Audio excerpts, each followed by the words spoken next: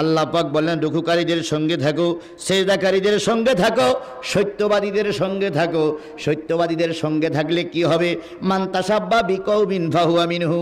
যেই জাতির সঙ্গে যেই জাতির ওটা বসা, সেই জাতির সঙ্গে হয় জান্নাত নাই জাহান্নাম। বাংলাদেশে অনেকগুলো গ্রুপ আছে, আছে না? আওয়ামী লীগ একটা গ্রুপ, বিএনপি একটা গ্রুপ, জাতীয় পার্টি একটা গ্রুপ, জামাত ইসলাম একটা গ্রুপ, তাবলিগ একটা গ্রুপ, তারপরে কি চরমানে একটা গ্রুপ। আজকে দেখলাম ৮৮টি দলে দলে লোক যাচ্ছে, ৮৮ একটা গ্রুপ। এই গ্রুপ যত লোক থাকুক না কেন, এই গ্রুপ যিনি প্রতিষ্ঠা করেছেন, এই গ্রুপ যিনি তৈরি করেছেন, এই গ্রুপেরই যিনি মূল হোতা, এই গ্রুপেরই যিনি মূল নায়ক, ওই নায়ক যদি জান্নাতে যায়, ওই গ্রুপেরই সঙ্গে যারা থাকবে তারা সবাই জান্নাতি। আর ওই গ্রুপের লিডার যদি জাহান্নামে যায়, ওই গ্রুপের লিডার যদি দোজখে যায়, তুমি ওই দলের কর্মী, তোমাকেও জাহান্নামে যাওয়া লাগবে।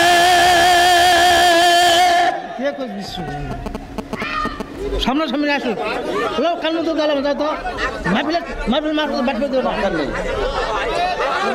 শোনেন ভাই, শোনেন শোনেন শোনেন,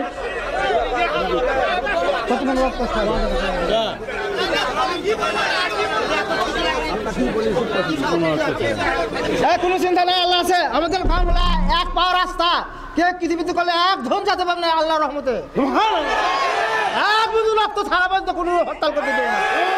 ঠিক বলি, ভাষণের নাম ধরার দরকার নাই। আরে বাতাস দিয়ে না তো ভাই, বসেন তো চুপ করে। যে জ্বালায় পথ পাচ্ছি না, আবার অতি আর বাতাস। আজকে একটু কথা বলবো হইলে মন খুলে হইল, তা হইল না ভাই। চিন্তা করেন হয় না, হয় না, কোনো ভয় নাই আমার ভাইরা। তাহলে যে জিনিসটা বোঝাতে চাচ্ছিলাম সেটা হলো, যে জিনিসটা বোঝাতে চাচ্ছিলাম সেটা হলো, যার সঙ্গে যে থাকবে তার সঙ্গে তার জান্নাত অথবা জাহান্নাম। যার সঙ্গে যে যাবে তার সঙ্গে হয় জান্নাত নাই জাহান্নাম, অনিবার্য হয়ে যাবে। সুতরাং আসুন আমরা কার সাথে থাকতেছি, কার সঙ্গে চলতেছি, আল্লাহ আমাদের কবুল করুক। সকলে বলুন আমিন। আপনি চালা যান, আপনি কোরআনে তাফসীর বলেন বলেন না, লোক আজকে লোক শুনবে না, লোক তো শুনবেই। জি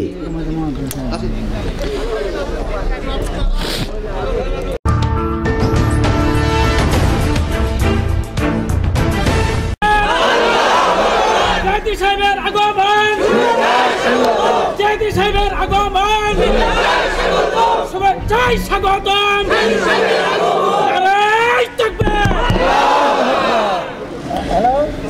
আসসালামু আলাইকুম ওয়া রাহমাতুল্লাহি ওয়া বারাকাতুহু।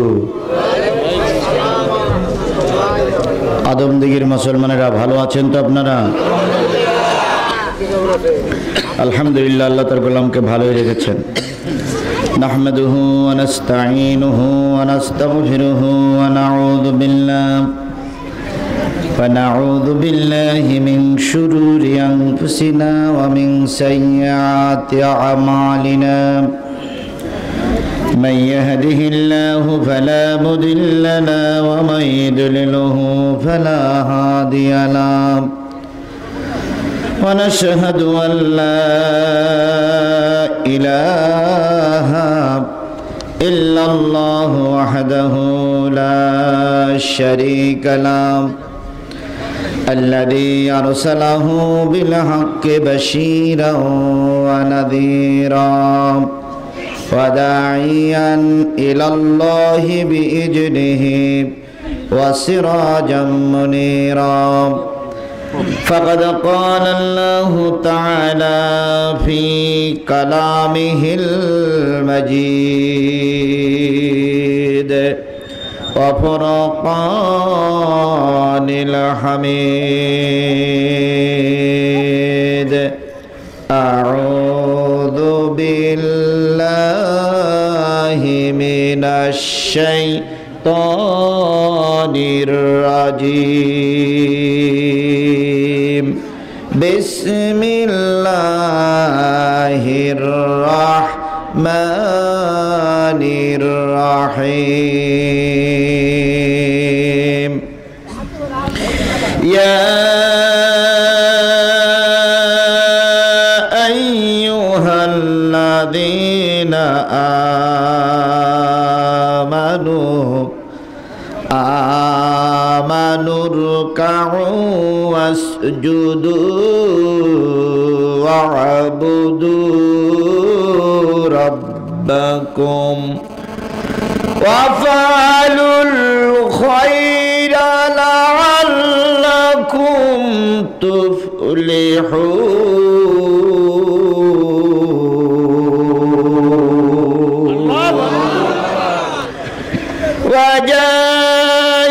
وجاهدوا في الله حق جهاده هو اجتباكم وما جعل عليكم في الدين من حرج ملة أبيكم إبراهيم هو سماكم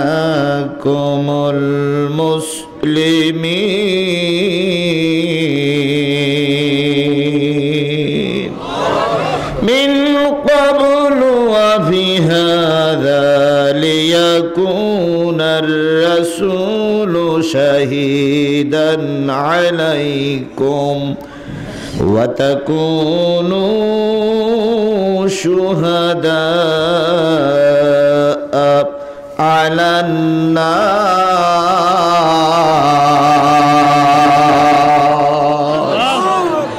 فأقيموا الصلاة وآتوا الزكاة واعتصموا بالله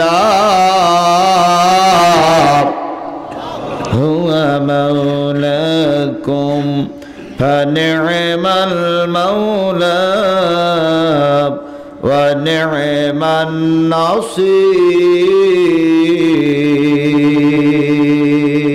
النصير صدق الله المولانا العظيم وأما الشان حديث قال النبي صلى الله عليه وسلم بني الإسلام على 5 شهادة أن لا إله إلا الله أقيموا الصلاة إيتاء الزكاة إيتاء الحج صوم رمضان أو كما قال رسول الله صلى الله عليه وسلم إن الله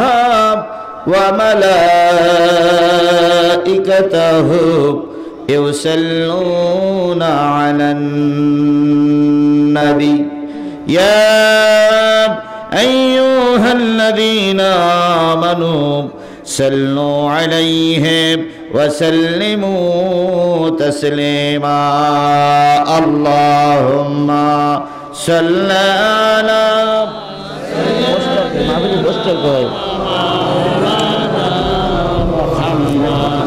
وعلى آل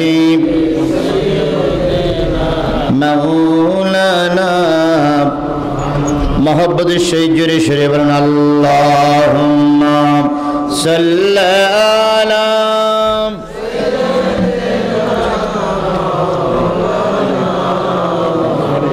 وعلى آل سيدنا مولانا কে গো তুমি মরুর দুলাল মামেনার কোলেতে ইসলাম ধর্ম প্রচার করলে পাক কোরআনের মারফতে আল্লাহুম্মা সাল্লি আলা سيدنا مولانا محمد وعلى آل سيدنا حبيبنا لا إله إلا الله جور لا إله لا إله لا إله لا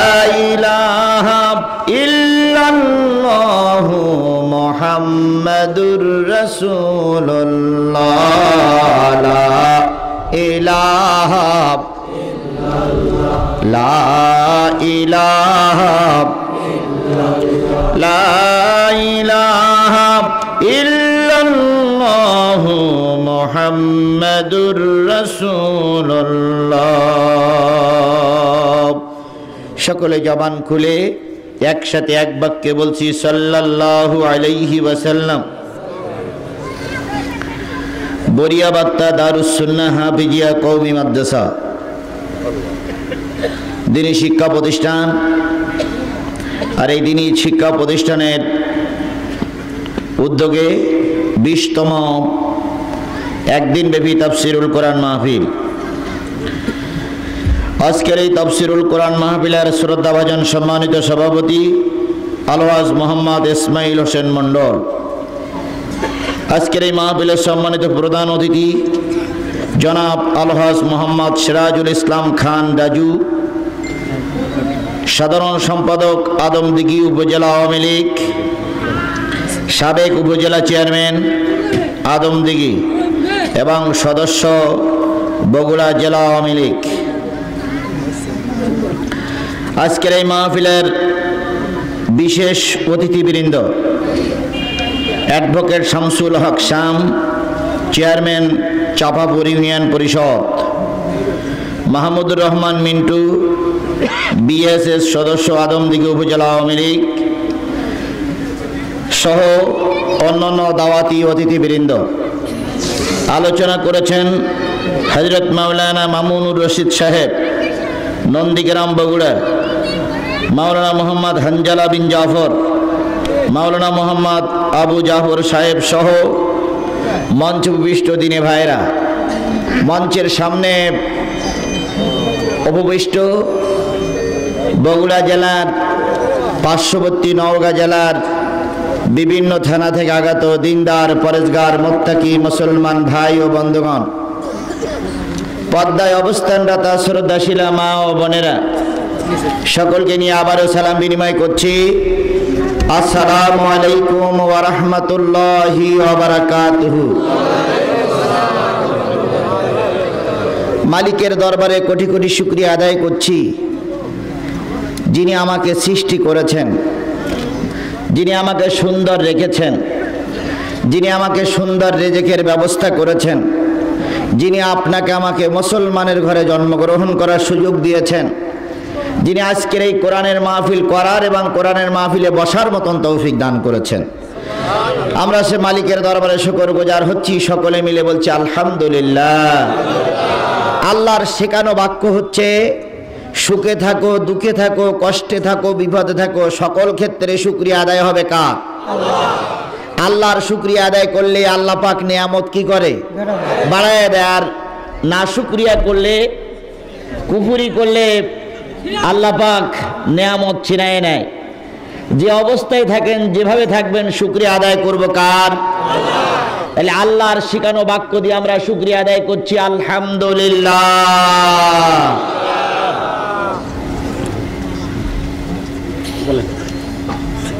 কি বলতে চাচ্ছে?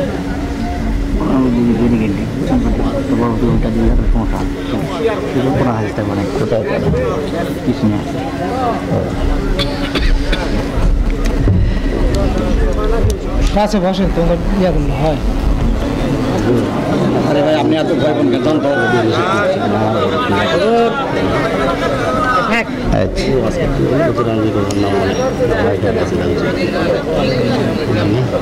আল্লাহ আমাকে দিচ্ছে এগুলো কোরআনের অ্যাকশন, তো খুব ভয় পাবি।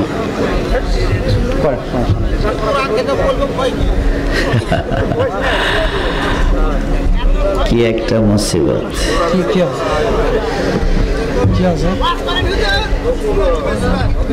আল্লাহ কথা তো না, সেজন্য আল্লাহর দরবারে শুকরিয়া আদায় করছি। সকলে মিলে বলছি আলহামদুলিল্লাহ। যিনি আপনাকে আমাকে তৈরি করেছেন, রেজেক দিয়েছেন, সৃষ্টি করেছেন, আমরা সে আল্লাহর শুকরিয়া আদায় করে একটু সবাই জিকির করছি সুবহানাল্লাহ আলহামদুলিল্লাহ।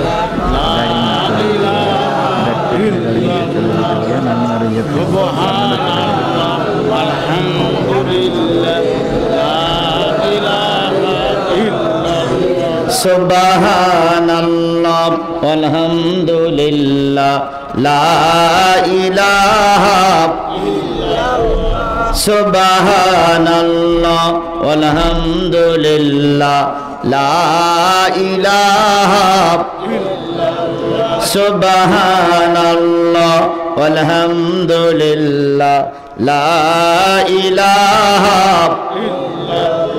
লা ইলাহা ইল্লাল্লাহ মুহাম্মাদুর রাসূলুল্লাহ লা ইলাহা লা ইলাহা লা ইলাহা লা ইলাহা ইল্লাল্লাহ মুহাম্মাদুর সাল্লাল্লাহু আলাইহি ওয়াসাল্লাম সর্বকালের সর্বশ্রেষ্ঠ মহামানব, জননন্দিত নেতা জনাবে মুহাম্মদুর রাসূলুল্লাহ সাল্লাল্লাহু আলাইহি ওয়াসাল্লামের দরবারে কোটি কোটি দুরূদ আর সালাম। সবাই মিলে বলছি সাল্লাল্লাহু আলাইহি ওয়াসাল্লাম। কাল হয়েছে একটা, এত লোক আসলেন কেন? এইটা হইছে মহাবিপদ। মানে এই এত লোক দেখি কিছু মানুষের একটু সমস্যা মনে হচ্ছে।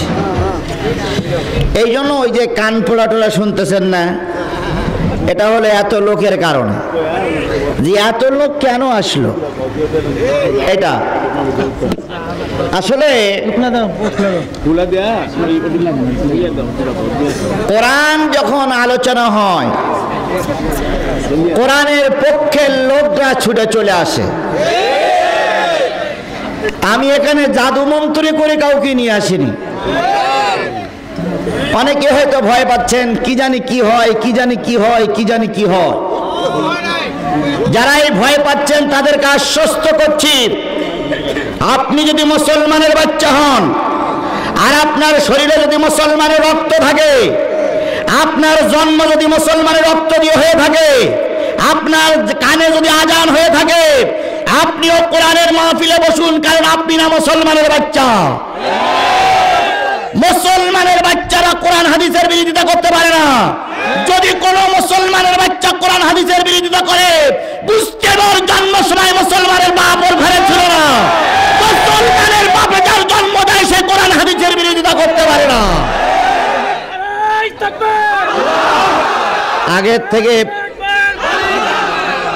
আগের থেকে ভয় পাওয়ার তো কিছু নাই। আমরা তো এসেছি কি বলার জন্য? কোরআন হাদিস বলার জন্য। সুতরাং কোরআন হাদিসের কথা হবে। কোরআন হাদিসের কথা শুনলে তার কারো সমস্যা নাই। সুতরাং যারা ভয় পাচ্ছেন বা যারা মনে করছেন যে কি হয় কিছুই হবে না, আপনারা নির্ভয়ে থাকেন। কোটি কোটি মানুষ কোরআন শোনে, কোন রকম হট্টগোল হ্যাঙ্গামা হয় না। হ্যাঙ্গামা করে তারাই যাদের পয়সার লোভ থাকে, অর্থের লোভ থাকে, যাদের নারীর লোভ থাকে, তারাই হাঙ্গামা করে। মুসলমানেরা নীরব, মুসলমানেরা শান্তিপ্রিয়, মুসলমানেরা দুষ্কৃতিকারী নয়। সুতরাং আপনারা ভয় পাচ্ছেন কে? কে ভয় পান আপনারা? কেউ ভয় পায় না। যে কজন আছেন, যা আছে তাই নিয়ে তৈরি থাকেন। যদি মনে করেন যুদ্ধ আজকেই শুরু হবে, সমস্যা কি? যদি মনে করেন জিহাদ করতে হবে, আজকেই জিহাদ শুরু হবে, সমস্যা কোথায়? বাস, কেউ কোনো কান পড়া দেবেন না, চারিদিক চোখ কান খোলা রাখেন, বাস এতটুকু যথেষ্ট। আসছি একদিন, যাবো একদিন, বাস। আর আপনারা আমরা সব এক মুসলমান ভাই ভাই না? আমি আর আপনারা একসঙ্গে চলে যাব। কেউ আগেও যাবে না, কেউ পরেও যাবে না। আল্লাহ আমাদের কবুল করুক, সকলে বলেন আমিন।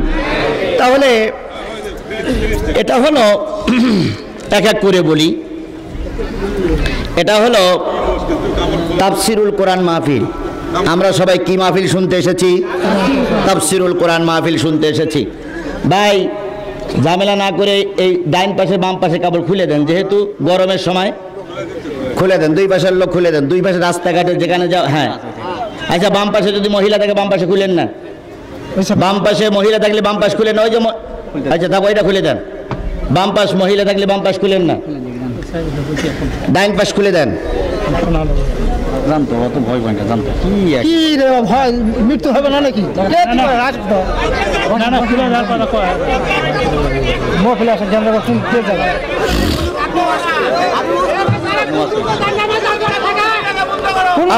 কোনো চিন্তা না, আল্লাহ আছে। কোনো জি। চিন্তা করেন, আল্লাহ আছে। আমার ভাইরা, তাহলে আমরা এখানে এসেছি এই যে প্রত্যন্ত অঞ্চল, এই গ্রাম্য এলাকা, এই এলাকায় আমরা এসেছি অনেক দূর দূরান্ত থেকে কি শোনার জন্য? কোরআন শোনার জন্য।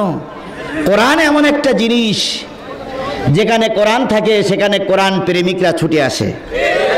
কোরআনের এখানে আলোচনা হবে, আমরা সেই কোরআন শুনতে এসেছি। আল্লাহ বলতেছেন, ইন্নামাল মুমিনুন আল্লাযীনা ইযা যুকিরাল্লাহু ওয়াজিলাত কুলুবুহুম ওয়া ইযা তুলিয়াত আলাইহিম আয়াতুহু যাদাতুহুম ঈমানাও ওয়া আলা রাব্বিহিম ইয়াতাওয়াক্কালুন।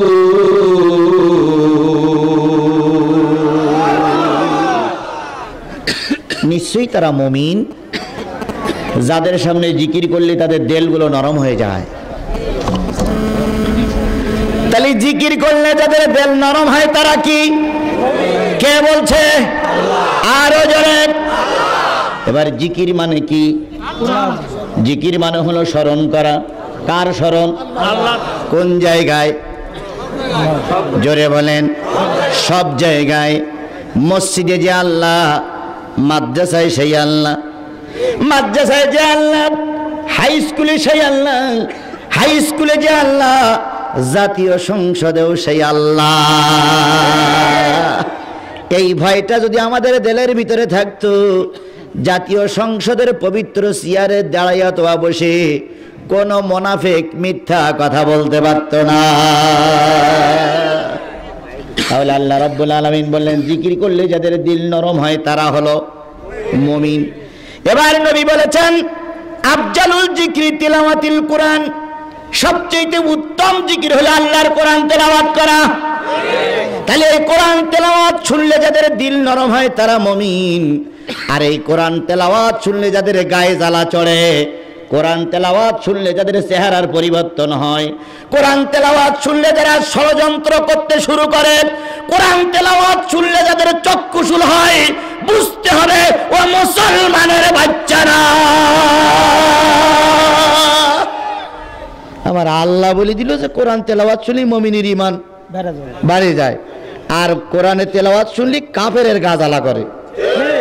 এখন তোমার শরীরের কাফেরের রক্ত না মুসলমানের রক্ত ভালো করে বোঝো।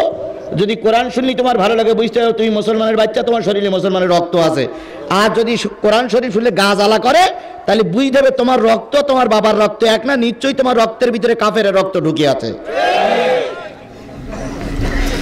ইন্নামাল মুমিনুন আল্লাযীনা ইযা যুকিরাল্লাহু ওয়াজিলাত কুলুবুহুম, জিকির করলে তাদের দিল নরম হয়ে যায়। ওয়া ইযা তুলিয়াত আলাইহিম আয়াতুহু যাদাতুহুম ঈমানাও, যখন তাদের সামনে এই কোরআনের তাফসীর পেশ করা হয় তখন তাদের ঈমান বৃদ্ধি পেতে থাকে। ওয়া আলা রাব্বিহিম ইয়াতাওয়াক্কালুন, আর মুমিনেরা আল্লাহর উপরে ছাড়া কারোর উপরে তাওয়াক্কুল করে না। তাহলে আমরা যারা এসেছি, আমরা যদি মুমিন হই তাওয়াক্কুল করব কার উপরে? আমরা সেই আল্লাহর উপরে তাওয়াক্কুল করে। আমি আর ভূমিকায় মোটু দীর্ঘায়িত না করে আমি আপনাদের সামনে সরাসরি যেখান থেকে তেলাওয়াত করেছি সেখানেই চলে যাচ্ছি। আল্লাহ আমাদের কবুল করুক। একটু জিকির করেন সুবহানাল্লাহ।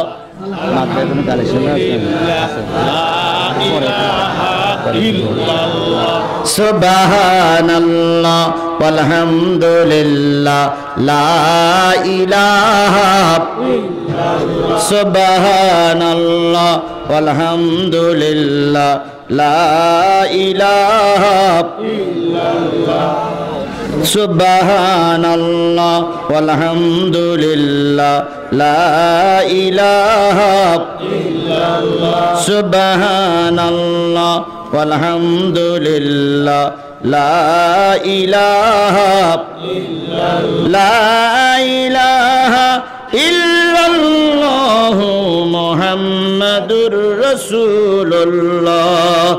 আমার বাড়ি বাংলাদেশে, নবীর বাড়ি মদিনায়, সকল জায়গায় নীলারে প্রভু, কেবল নীলানা মদিনায়। সুবহানাল্লাহ আলহামদুলিল্লাহ লা ইলাহা ইল্লাল্লাহ, সুবহানাল্লাহ আলহামদুলিল্লাহ লা ইলাহা ইল্লাল্লাহ, লা ইলাহা ইল্লাল্লাহ মুহাম্মাদুর রাসূলুল্লাহ। সুবহানাল্লাহ আলহামদুলিল্লাহ লা ইলাহা ইল্লাল্লাহ, লা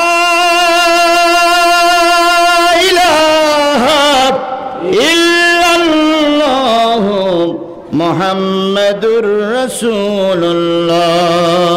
বন্ধুগণ, এই মাহফিলটার নাম হচ্ছে তাফসিরুল কোরআন মাহফিল। কি মাহফিল? হ্যাঁ মুসলমান সবাই জোরে উত্তর দেন, কি মাহফিল?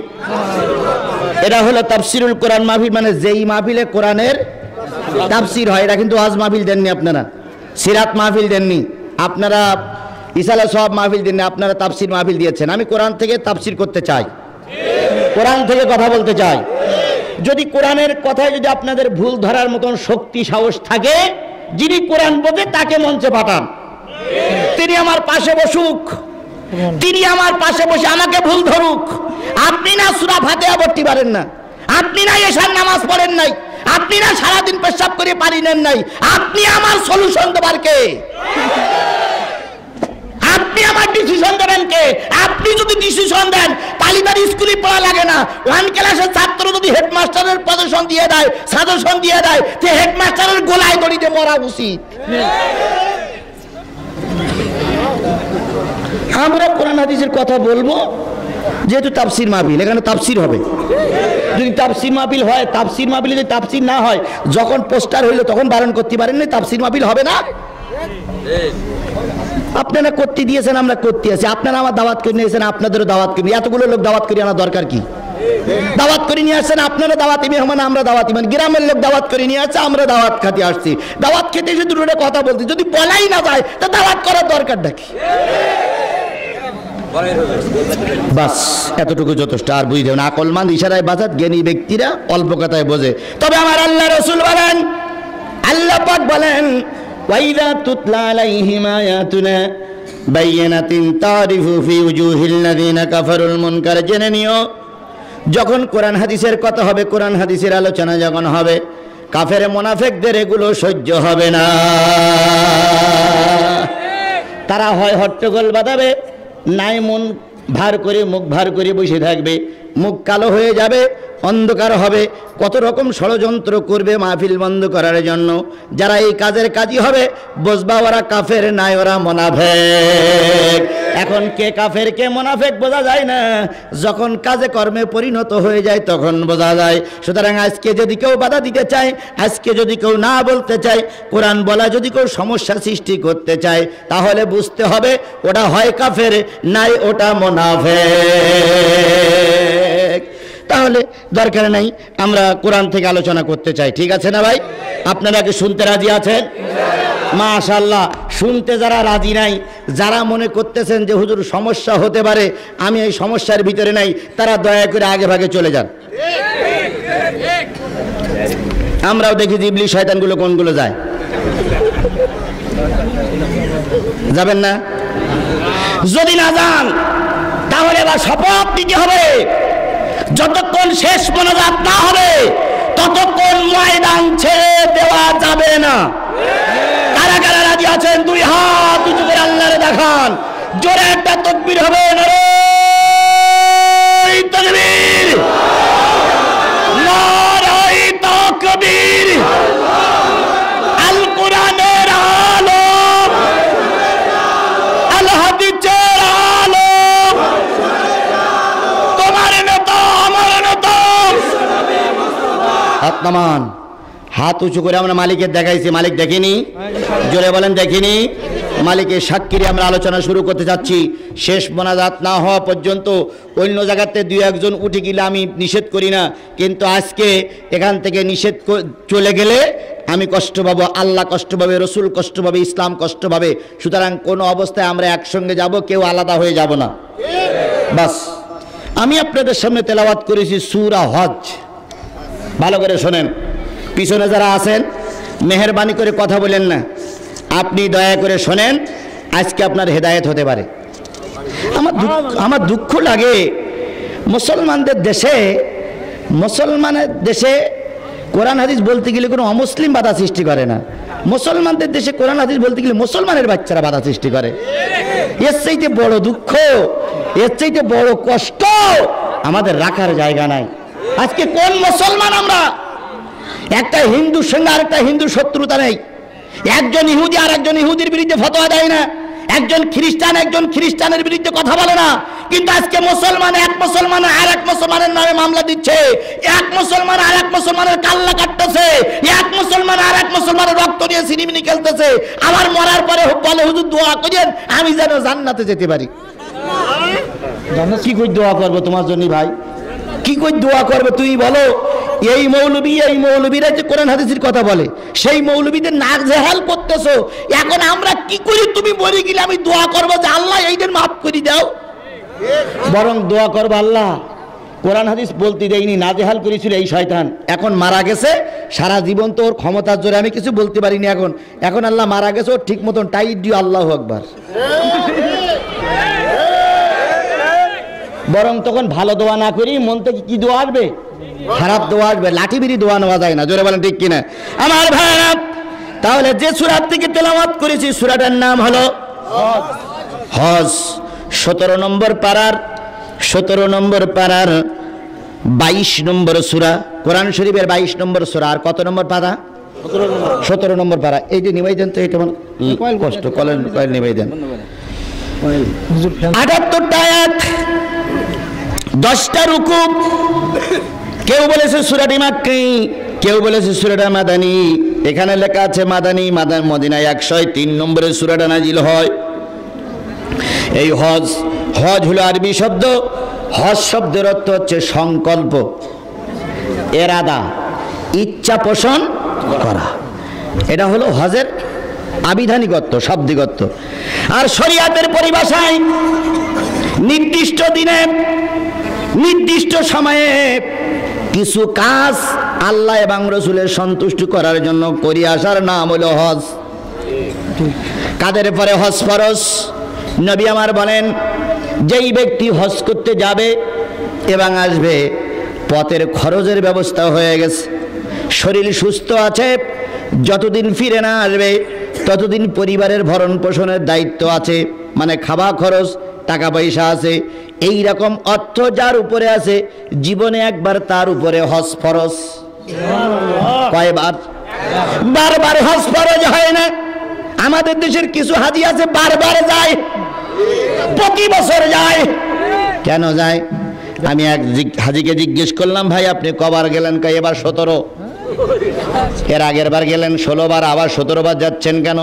কয় হুজুর যতবার যায় ততবার মন যাইতে চায়।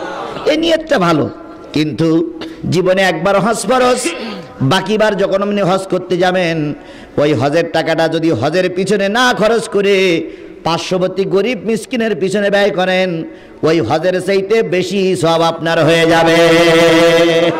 মসজিদে 10টা টাকা চান্দা চালি দেয় না, ভিক্ষুক বাড়ি গেলে গলা ধাক্কা দিয়ে বাইর করে দেয়, উনি বারবার হজ করতে যায়। আর প্রতি বছর হজ করে আসার সময় গয়নাগাটি টাকা পয়সা সহ এমন জিনিস নিয়ে আসে, যা হজ করতে খরচ হয় তার চাইতে বেশি নিয়ে আসে। আমার ভাষায় এগুলো হাজি সাহেব না, এগুলো হয় হাইস সাহেব। কি সাহেব? হাইস সাহেব আর হাজি সাহেব এই দুটো জিনিস বলে এক না। হাজি সাহেব তারাই যারা হালাল পয়সা দিয়ে আল্লাহর সন্তুষ্টির জন্য, রসুলের মহব্বতে একবার কাবা ঘরে জিয়ারত করে, মুজদালিফায় অবস্থান করে, মিনায় যায়, আরাফাতের ময়দানে যায়, ছাপা মারোয়া সাই করে। এইগুলো করার পরে যারা ফিরে আসে আল্লাহর রসুলের বিধান অনুসারে ওরা হয় আল হজ বা হাজি সাহেব। আর হারাম পয়সা দিয়ে, পরের ফাঁকি দেওয়া পয়সা দিয়ে বারবার যারা হজ করতে যায় এরা হাজি সাহেব হয় না, এরা আমাদের দেশে হাজ সাহেব হয়। এই হাজ সাহেবেরাই কোরআন হাদিস মেনে নিতে পারে না। এরা হলে হাজ সাহেব, হাজি সাহেব নয়। হাজ সাহেবরাই কোরআন হাদিস মেনে নিতে, টুপি মাথায় দিয়ে হুজুরদের বিরুদ্ধে ফতোয়া দেয়, টুপি মাথায় দিয়ে আলেম ওলামাদের ধরার জন্য হুকুম দেয়। তোমার ওই হুকুম আর রাসূলের হুকুম এক না। তাহলে আমরা যে সূরাটাকে তেলাওয়াত করলাম, সূরাটার নাম হলো হজ, সূরাতুল হজ। আয়াত কত বললাম না? ৭৮টা আয়াত, ১৭ পারার ২২ নম্বর সূরা। এই ২২ নম্বর সূরা থেকে আমরা ২টা আয়াত নিয়েছি, ৭৭, ৭৮। তার মানে কোরআন ওই সূরার সর্বশেষ 2টা সূরা। তাহলে সূরাটার নাম হলো হজ। এবার আসেন, 6 ব্যক্তির জীবনের সব গুনাহ মাফ। কয় ব্যক্তির? যদি মাসুম ব্যক্তি দেখতে চান 6টা লোকের চেহারার দিকে তাকাবেন, তারা মাসুম, বিগুনাহ, তাদের আমলনামায় কোনো গুনাহ থাকে না। কথাটা এই জন্য বলছি, আমার আশেপাশে অনেক অমুসলিম ভাইরা আছেন। শুনলাম এই গ্রামে অমুসলিমের সংখ্যা বেশি, এই জন্য আজকে সূরা হজ নিয়ে আসছি, যাতে করে অমুসলিমদের স্মরণে কিছু কথা বলা যায়। আমার ভাইয়েরা, যে জিনিসটা বোঝাতে চাচ্ছিলাম সেটা হলো কয় ব্যক্তির জীবনের সব গুনাহ মাফ। যদি আপনি দেখতে চান তাদের চেহারার দিকে তাকাবেন, তাদের গুনাহ মাফ হয়ে গেছে। পয়লা নম্বর ওই ব্যক্তি, যেই ব্যক্তি হালাল পয়সা দিয়ে সহি নিয়তে মক্কা ঘর মদিনা জিয়ারত করে আসে, মুজদালিফা, তায়েফ, মিনা দৌড়াদৌড়ি করে চলে আসে, ওই ব্যক্তির চেহারার কিছু পরিবর্তন হয়, কষ্ট হয়। নবী আমার বলেন, কাবা ঘর 7 বার তাওয়াফ করার সাথে সাথেই জীবনের সব গুনাহ মাফ হয়ে যায়।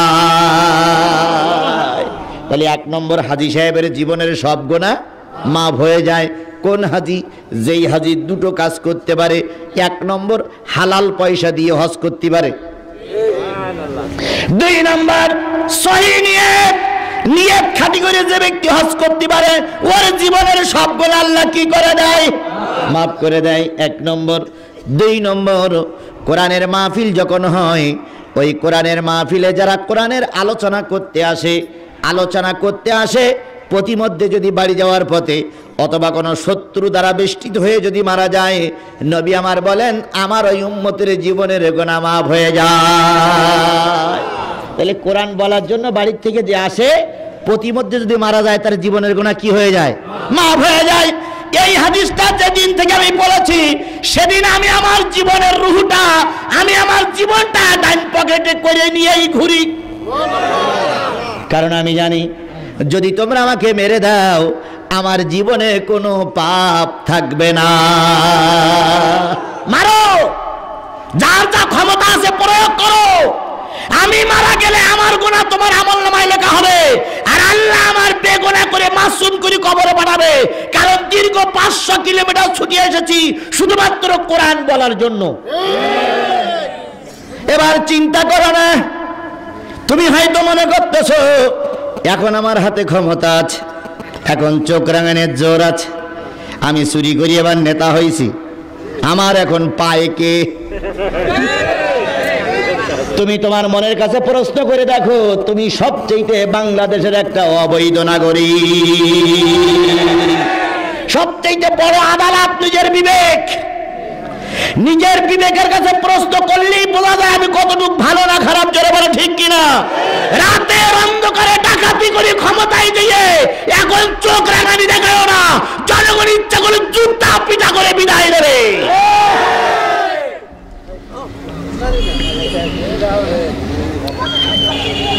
আমার দিলে ভয় নাই, কারণ আমি কার কথা বলি? আমার পিছনে কেউ না থাকলে কে আছে? জোরে বলেন না, কে আছে? আর আল্লাহ যদি থাকে, বিশ্বাস করো দুনিয়ার কোনো লোক কোনো লোকের ক্ষতি করতে পারে না। ভাইরা হয়রানি করতে পারে কিন্তু ক্ষতি করতে পারে না।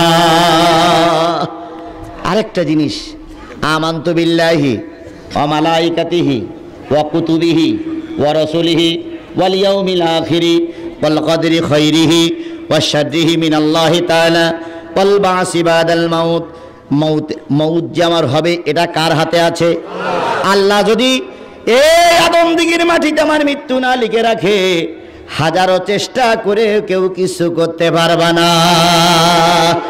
আর তুমি আমারে কাঁদালে, তুমি আমাকে মারলে, তুমি আমাকে অপমান অপদস্থ করলে, ভালো করে লিখে রাখো, এক পৌষ মাসে সারা জীবনের শীত যায় না, পৌষ মাস আবার আসবে, তুমি যদি কাউকে কাদাই থাকো তোমারও কাদা লাগবে। তাহলে যে কোরআন শরীফ বলতে আসে তার জীবনের সব গুনাহ মাফ হয়ে যায় যদি প্রতিমধ্যে মারা যায়। কয় নম্বর গেল? 3 নম্বর, যারা কোরআন শোনার জন্য বাড়ির থেকে বাইরে আছে, যতক্ষণ বাড়ি ফিরে না যাবে ততক্ষণ হাজার হাজার ফেরেশতা তাদের জন্য মাগফিরাত কামনা করতে থাকবে।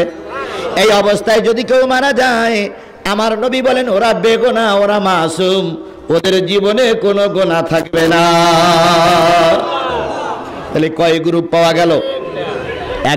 এক গ্রুপ হলো সহি হাজি, 2 গ্রুপ হলো যে কোরআন শরীফ বলতে আসে, 3 নম্বরে যারা কোরআন শরীফ শুনতে আসে। আপনারা শুনতে এসেছেন, আমরাও বলতে এসেছি, এর ভিতরে আমরাও ধরা পড়ে গেছি।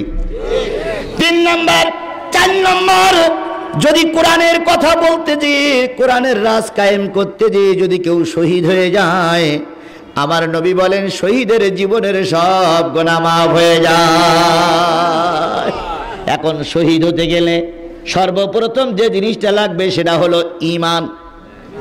আমাদের দেশের শ্রীকৃষ্ণ শহীদ হচ্ছে, শ্রীকৃষ্ণ মরে গেলে তার আমলনামায় তার প্রথমে লেখে শহীদ শ্রীকৃষ্ণ ওরপে শ্রীকৃষ্ণ ওরপে চ্যাটার্জি। এখন শহীদ হতে গেলে সর্বপ্রথম কি লাগবে? ঈমান লাগবে। যদি ঈমান না থাকে শহীদের মর্যাদা পাওয়া যাবে? ওই যে বলগার রাজীব মারা গেল কোথায়? শাহবাগে বলগার রাজীব মারা গেল। এই রাজীবের চরিত্র কুকুরের সেইতে খারাপ। কুকুরটাও মাস দিনক্ষণ ঠিক করে নারী ব্যবহার করে, আর এই রাজীবের মতন কুকুরের বাচ্চারা এরা মাস গুণ দিনক্ষণ ঠিক করে না, যখন যেটারে পায় তখন সেইটারে ব্যবহার করে। এরা উলাইকা কাল আনাম, এরা সাইড পেয়ে জন্তুর চেয়ে আর অনেক কৃষ্ট। আর এই জাতের জাত যেখানেই থাকে ওরাই কোরআন হাদিসের বিরোধিতা করেই যাচ্ছে। আজকে এটা হলো 21শে ফেব্রুয়ারি, 22শে ফেব্রুয়ারি গতকালকে গেছে 21শে ফেব্রুয়ারি। 21শে ফেব্রুয়ারি ভাষা আন্দোলনে যারা শহীদ হয়েছে, আমরা গতকাল মাহফিলে তাদের জন্য দোয়া করেছি, আজকেও তাদের জন্য দোয়া করব। তবে ভালো করে মনে রেখো, একজন শহীদ হয়ে গেলে দোয়া করার পদ্ধতি হচ্ছে সূরা ফাতিহা সূরা ইখলাস পড়ে দোয়া করা। মেয়ে নাচাইয়ে দোয়া করা যায় না, আর যত মেয়ে নাচাবা তত চক বাজারের মতন গজব নাজিল হবে। গতকাল আগুন লেগে প্রায় 100-র মতন লোক মারা গেছে, শুনেছেন আপনারা?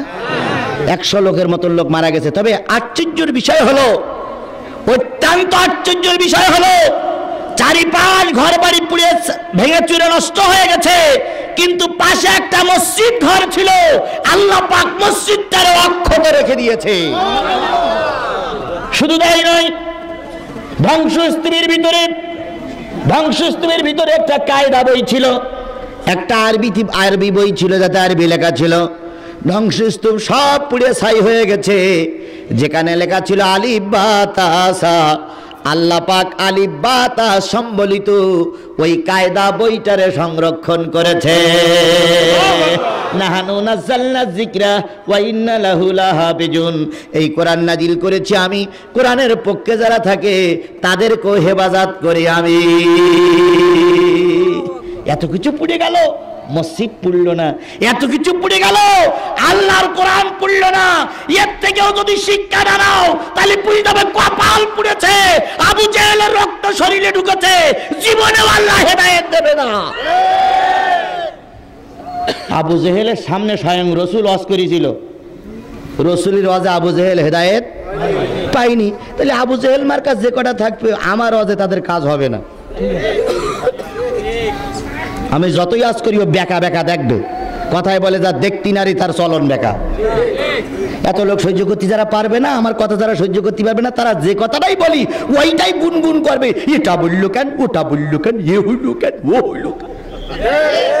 কারণ ও তো আসলে দেখতে পারে না, তো কোরআন দেখতে পারে না, তো কোরআন সহ্য করতে পারে না। যদি মনে করেন আমি কি নামাজ পড়ি না, তুই যেরাম নামাজ পড়ছিস আবু জেহেল ওইরাম নামাজ পড়তো। যদি মনে করেন আমার দাড়ি নেই, আবু জেহেলের দাড়ি তোর সেই আরো লম্বা ছিল।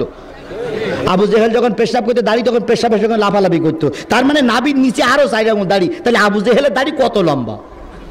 অথচ নাম কি আবু জেহেল, কারণ সে রসুলের দোষ। সুতরাং দাড়ি রাখলেই হবে না, টুপি বললেই হবে না, পাঞ্জাবি বললেই হবে না। সেই দাড়ি, সেই টুপি, সেই পাঞ্জাবি যদি কোরআন হাদিস মোতাবেক না হয়, তাহলে ওই দাড়ি আর ওই টুপি দিয়ে নাজাত আশা করা যাবে না। তাই বলে আবার দাড়ি টুপির বিপক্ষে যেয়েন না। আমি দাড়ি রেখেছি, টুপি মাথায় দিয়েছি, পাঞ্জাবি পরেছি, দাড়ি রাখা সুন্নত, পাঞ্জাবি পরা সুন্নত, টুপি পরা সুন্নত, তবে সেই সুন্নতটা যেন রেখে কোরআন হাদিসের পক্ষে থাকা হয়। বিপক্ষে গিলেই ওই সুন্নত দিয়ে নাজাতের কোনো আশা করা।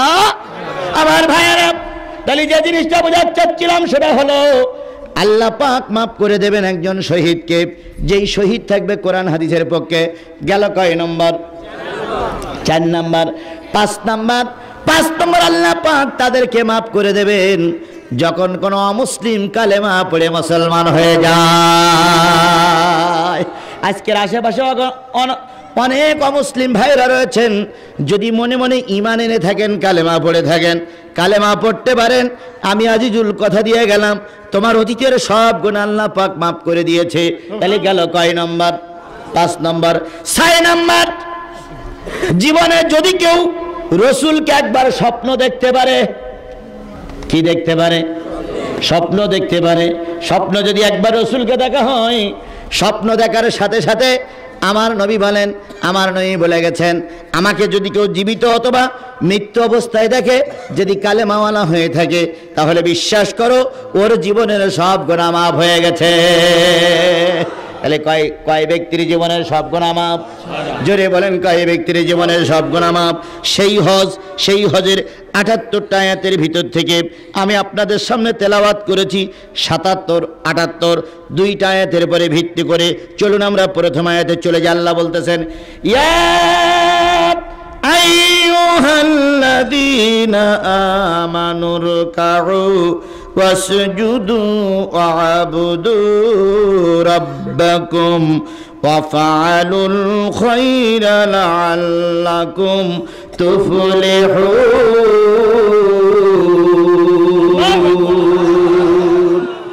ওহে তোমরা যারা ঈমান এনেছো, কালেমা যারা পড়েছো, তাদেরকে আমি উপদেশ দিচ্ছি, শোনো, রুকু করো, সেজদা করো, রবের ইবাদত করো, ভালো ভালো কাজ করো। আশা করা যায় এর মাধ্যমে তোমরা নাজাত পেয়ে যাবে, সফলতা পেয়ে যাবে, পাশ করে যাবে।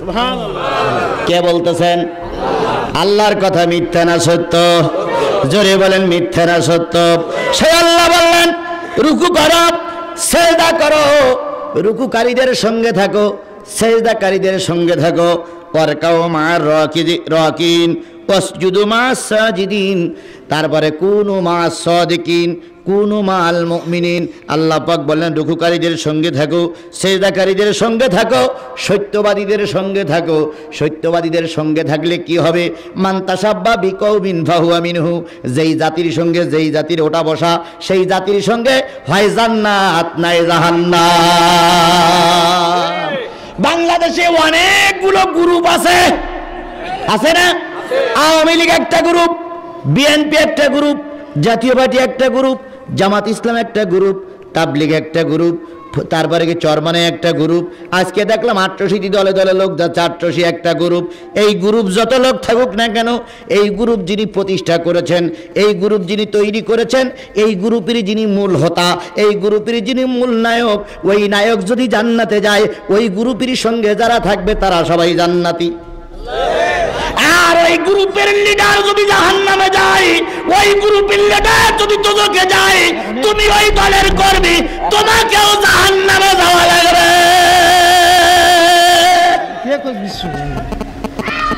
সামনাসামনি আসুন কাল তো গেলাম তাই তো মাহফিল বাটবে দেবো না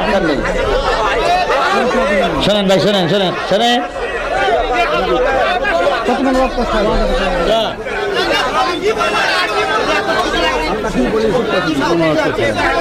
কোনো চিন্তা নাই, আল্লাহ আছে আমাদের ফার্ম হলো এক পাওয়া রাস্তা, কে পৃথিবীতে করলে এক ধন যেতে পারবে না আল্লাহর রহমতে। এক বিন্দু রক্ত ছাড়া পর্যন্ত কোনো হরতাল করতে দেবে না। ঠিক। আচ্ছা কোনো চিন্তা করবেন না। আচ্ছা আমি তো বুঝি না, আমরা কি কোনো দলের গালাগালি দিচ্ছি? নির্ভয় করেন। আমরা কি কোরআন দেয়, আপনি বলেন তো। কোরআন দিয়েই বলতেছি, আল্লাহ কোরআন দিয়েই তো বলতেছি। কোনো চিন্তা নাই। কি বিপদে বললাম রে বাবা, বারবার এক কথা, বাস আপনারা ঠিক থাকেন, যা হয় হবে, যা হয় হবে। জি কোরআনের তাফসীর আপনি করেন, দেখলে কি হয়? কি হয় আমরাও দেখে নেবো। জি আমরা কি একবার মারা গেছি নাকি? আমরা ভারতের থেকে পাসপোর্ট করে এদেশে আসিনি, আমরা আমেরিকার পাসপোর্ট করে এদেশে আসিনি, আমরা এদেশের বৈধ নাগরিক। তোমরা যদি কিল মারার অধিকার থাকে, আমারও কিল মারার অধিকার আছে। তুমি যদি লাঠি দেখাতে পারো, আমিও যুদ্ধ দেখাতে পারি, ও চিন্তা করো না। বারবার কান পড়া, বারবার কান পড়া। কেউ যেন আর আসতে পারে না মোবাইলের মধ্যে। বসেন, আমি ওয়াদা করতেছি, আবারও বলতেছি, ভালো করে শোনেন। যারা ভয় পাচ্ছেন, আমি সরকার বিরোধী কোনো কথা কেন বলবো না, কারণ সরকার বিরোধী কথা কি জন্য বলবো? রাত 12টার সময় সব হন্যবা হয়েই গেছে, বইলে লাভটা কি বলেন? এটা কি আমি একলা জানি না, গোটা দেশের লোক জানে। তাহলে ও কথা খুচরি আমার লাভটা কি? কয়েক পাগল ছাগনালা দিস না, ছাগনালা দিচ্ছেন কেন আপনারা? বাস আমরা ও ছাগনালা দেওয়ার তালে তালি নেই, আমরা কথা হচ্ছে কোরআন হাদিসের কথা বলতে চাচ্ছি, বাস। তাহলে যে জিনিসটা বোঝাতে চাচ্ছিলাম সেটা হলো, যে যে দলের বিপক্ষে থাকবেন, যদি বলেন হুজুর এটাও কোন জায়গায় আছে, ভালো করে শোনেন। সূরা বনী ইসরাঈলের আল্লাহ পাক বললেন, ইয়াউমা নাদু কুল্লা উনাসিম বিইমামিহিম ফামান উতিয়া কিতাবাহু বিয়ামিনিহি ফাউলাইকা মা ইয়াকরাউনা কিতাবাহুম ওয়ালা ইয়াজলামুনা ফাতিলা। কিয়ামতের দিন প্রত্যেক নেতা সহ কর্মীদের ডাকা হবে। প্রত্যেক নেতা সহ কর্মীদের কি করা হবে? নেতা থাকবে সামনে, কর্মীরা থাকবে পিছনে। নেতা যদি দোজকি হয়, যারা যা কর্মী আছে সব দোজকে যাওয়া লাগবে। আর নেতা যদি জান্নাতি হয়, নেতা থাকবে সামনে, কর্মীরা থাকবে পেছনে। নেতা দলবল নিয়ে জান্নাতে চলে যাবে। এখন আপনি ভালো করে খুঁজে দেখেন, আপনি যে নেতার পক্ষে আছেন, এই নেতা জাহান্নামী না জান্নাতি? যদি জান্নাতি হয় আলহামদুলিল্লাহ, জাহান্নামী যদি হয় পায়ে ধরে বলতেছি ফিরে এসো, কারণ ওখানে থাকলে তোমাকেও দোজখে যাওয়া লাগবে। তা সে কোন নেতা? সে নেতার নাম না ধরলি তো হইল, ভাসুরির নাম না ধরলি তো হইল। এই এত ভয় লাগে, আমরা তো ভাসুরির নাম ধরতেছি।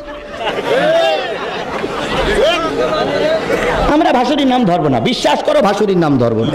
কারণ আমাদের সাতক্ষীরের একটা ভাষা আছে, ভাসুরির নাম থাকলে ভাদের বউ থাকে না। ভাদের বউ বোঝেন? মানে ছোট ভাইয়ের বউ যেটা হয় ওইটারে বলে ভাদের বউ, আর যেটা বড় ভাই থাকে ওই ভাসুর। যদি কেউ ভাসুরির নাম ধরে, তাহলে সবাই বলে যদি ভাসুরির নাম ধরে তুই এ সংসারে আর থাকতে পারবি না। আমিও ভাসুরির নাম ধরলে এ সংসারে থাকতে পারবো না, আমিও যাইনি। এই জন্য ভাসুরির নাম আমি বলবো না।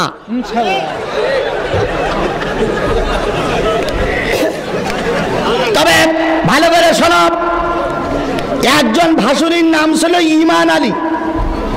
কি নাম? ইমান আলী। এখন ওই যে মান কচু হয় না, মান কচু, বড় বড় কচু, ওই বউ চিন্তা করিস আমি যদি মান কচু বলি তাহলে হবে হলো ভাসুরির নাম ধরা, তাই বলে কি বড় কচু, মান কচু বলে না। কি কচু বলে? বড় কচু। বড় কচু বললি নাম ধরা হবে না, আর মান কচু বললি ইমান ওই নাম ধরা হবে। আমি ওই ইমান বলবো না, তবে বড় কচু মাঝে মাঝে বলতে পারি, এটা বুঝে নিতে হবে। এখানে ডাইরেক্ট ইমান টিমান বলিয়ে ভাসুরি নাম ধরার দরকার নাই। আরে বাতাস দিয়ে না তো ভাই, বসেন তো চুপ করে। যে জ্বালায় পথ পাচ্ছি না, আবার কি আর বাতাস। আজকে একটু কথা বলবো হইলে মন খুলে হইল, তা হইল না ভাই, হয় না, হয় না, কোনো ভয় নাই আমার ভাইরা। তাহলে যে জিনিসটা বোঝাতে চাচ্ছিলাম সেটা হলো, যার সঙ্গে যে থাকবে তার সঙ্গে তার জান্নাত অথবা জাহান্নাম। যার সঙ্গে যে যাবে তার সঙ্গে হয় জান্নাত নাই জাহান্নাম অনিবার্য হয়ে যাবে। সুতরাং আসুন আমরা কার সাথে থাকতেছি, কার সঙ্গে চলতেছি, আল্লাহ আমাদের কবুল করুক। সকলে বলুন আমিন। আপনি চালা যান, আপনি কোরআনি তাফসীর বলেন বলেন, মানে লোক আজকের লোক শুনবে না। লোক তো শুনবেই। জি আমার ভাইয়েরা, রুকুকারী সেজদাকারীদের সঙ্গেই থাকতে হবে। আল্লাহ পাক আপনাকে আমাকে রুকুকারী সেজদাকারীদের সঙ্গে কবুল করুক। সকলে বলুন আমিন। আরো জোরে বলেন আমিন। ওয়াবুদু রাব্বাকুম, রবের ইবাদত করো, ভালো কালো কাজ করো, আশা করা যায় আল্লাহ পাক তোমাদের সফলতা দান করবে। তাহলে ভালো কাজ আমরা করতে চাই না চাই না? জোরে বলেন চাই কিনা? আরো জোরে বলেন চাই কিনা? বন্ধুগণ, আজকের এই মাহফিল দিয়ে এই কর্তৃপক্ষের কোনো সমস্যা হোক এটা আমরা চাই না। চাই না ভাই? কর্তৃপক্ষের কোনো সমস্যা হোক আমরা চাই না। মাহফিলে এসেছিলেন, আমরা চেয়েছিলাম কোরআন হাদিস থেকে কিছু কথা বলার জন্য, কিন্তু পরিবেশ আমাদের অনুকূলে আসতেছে না, যার কারণে আমরা চলে যাওয়ার পর এখানে কোনো লোকের সমস্যা হোক এটা আমরা চাই না। এই জন্য আজকে পর্যন্ত আমি শেষ করে আগামী দিনে যদি আবার আল্লাহ সুযোগ করে দেয় তখন আমরা আলোচনা শুনতে পারবো। একদিনের দিন নয়, এক সপ্তাহের সপ্তাহ নয়, এক মাসের মাস নয়। সুতরাং আল্লাহ পাক আজকে যে পর্যন্ত হয়েছে এই পর্যন্ত আমাকে কবুল করুক। সকলে বলেন আমিন। আরো জোরে বলেন আমিন। রব্বানা যালামনা আনফুসানা ওয়া ইল্লাম তাগফির লানা ওয়া তারহামনা লানাকুনান্না মিনাল খাসিরিন। রব্বিরহামহুমা কামা